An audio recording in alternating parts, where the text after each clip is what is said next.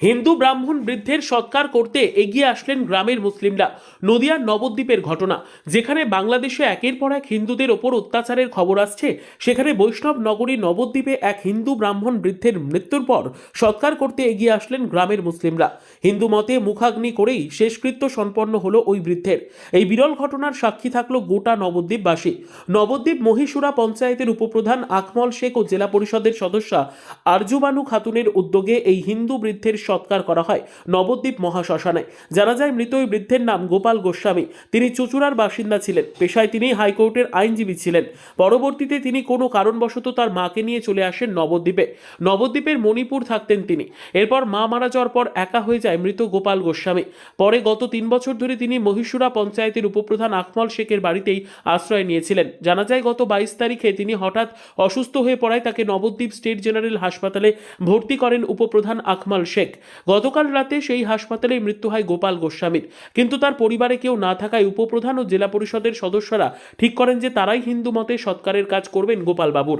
এরপর আজ নবদ্বীপ মহাশ্মশানে এসে মুখে বলহরি হরিবোল বলে কাঁধে করে নিয়ে গিয়ে শ্মশানে মুখাগ্নি করা হয় গোপাল গোস্বামীর। এই ঘটনায় জেলা পরিষদের সদস্যকে প্রশ্ন করলে তিনি জানান, বিজেপি হিন্দু মুসলিম করেন, আমরা করি না। আমরা জানি হিন্দু মুসলিম ভাই ভাই। পঞ্চায়েতে উপপ্রধান জানায় হিন্দু মতেই সৎকার করা হবে। সৈয়দ জাফরের রিপোর্ট, সুন্দর বাংলা নিউজ। আজকে যার দেহ সৎকার করতে আসলেন তার নাম কি? ওনার নাম হচ্ছে গোপাল গোস্বামী। গোপাল গোস্বামী। তিনি কোথায় থাকতেন? উনি মহীশুরাতেই থাকতো। বিগত 4 বছর আগে আমার মহীশুরাতে হঠাৎ করে আসে এবং হঠাৎ করে আসাতে উনি ওঠেন আমার বাড়িতে এবং এক বৃদ্ধা মানুষ থেকে আমরা ওনাকে তাড়াইনি। উনি আমার বাড়িতেই থাকতেন, আমার বাড়িতে খাওয়া দাওয়া সব কিছুই করতেন এবং আজ 22 তারিখে হঠাৎ ওনার শরীর অসুস্থ হয়ে যায়। 22 তারিখে রাত্রে আমি হসপিটালে ভর্তি করি ওনাকে। 22 তারিখে ভর্তি করার পর কাল সন্ধ্যায় 6টা নাগাদ উনি মারা যায়। এবার তার আত্মা সব কিছু করার জন্য আমি সৎকার করার জন্য সকালবেলায় হসপিটালে পৌঁছে যাই। ওখান থেকে আমাকে চেয়ারম্যান, আমাদের পৌরসভার বিমান কৃষ্ণ সাহা, আমাকে উনি খুবই সাহায্য করেছে। ওনাকে ওখান থেকে হসপিটাল থেকে নিয়ে এসে আজ শ্মশানে নিয়ে এসেছি ওনার সৎকার করার জন্য। সেক্ষেত্রে যে মারা গেছে তিনি তো হিন্দু ধর্মের লোক, হ্যাঁ। কিন্তু আপনারা অন্য ধর্মের লোক, সেই ক্ষেত্রে কিভাবে কি সৎকার করছেন? কী করবো, সবার আগে মানব সত্য, তাহার আগে কিছুই না। আজ যে বিজেপি সাম্প্রদায়িক দল যে হিন্দু মুসলমান যে একটা দাঙ্গা লাগানোর চেষ্টা করছে, সেটা আমরা মানি না। আমরা একটা কথাই জানি, হিন্দু মুসলমান ভাই ভাই। মমতা ব্যানার্জি সবসময়ই বলে যে সবার আগে মানব সত্য, তাহার আগে কিছুই না। সেক্ষেত্রে আজকে যিনি মারা গেছেন তার কি সৎকার মানে হিন্দু ধর্মের যে নিয়ম অনুযায়ী সেই নিয়ম? হ্যাঁ, তার সব কিছু নিয়ম অনুযায়ী আমরা সবই কিছু করব। আমরা একটাই জানি, হিন্দু মুসলমান হচ্ছে আমরা এক বৃন্দে দুটি কুসুম, হিন্দু মুসলমান। মুসলিম তার নয়নমণি, হিন্দু তাহার প্রাণ। এটাই আমরা আগে বলি যে এটাই আমরা সবাই মিলে হিন্দু মুসলমান একত্র হয়ে একসঙ্গে আমরা সব কিছুই সবার, ওনার বিপদে আমরা থাকবো, আমাদের বিপদে ওনারা থাকবে, এটাই হচ্ছে সত্য। ওনার কি পারিবারিক কোনো কেউ না, নেই? ওনার 7 পুরুষ বলতে কেউই ছিল না। উনি বলছি না, 4 বছর আগে আমার মহীশুরা গ্রামে উনি পৌঁছায়, আমার বাড়িতেই ছিলেন উনি। ওনার মুখাগ্নি কারা করবে? মুখাগ্নি আমরাই করব। এবং আমার ঘোষপাড়া থেকেও আমার সুশান্ত ঘোষ বলে একজন আছে, উনি আমার এক মানে বন্ধু, উনিই করবে। উনি উনারই স্বজাতি। আর আমার মুসলিম পাড়া মহীশুরা থেকে অনেক লোক এসছে, সবাই এখানেই দাঁড়িয়ে আছে। আপনার নাম? আমার নাম হচ্ছে আরজুবানু খাতুন, নদিয়া জেলা পরিষদের সদস্য। আমার নাম সুশান্ত ঘোষ।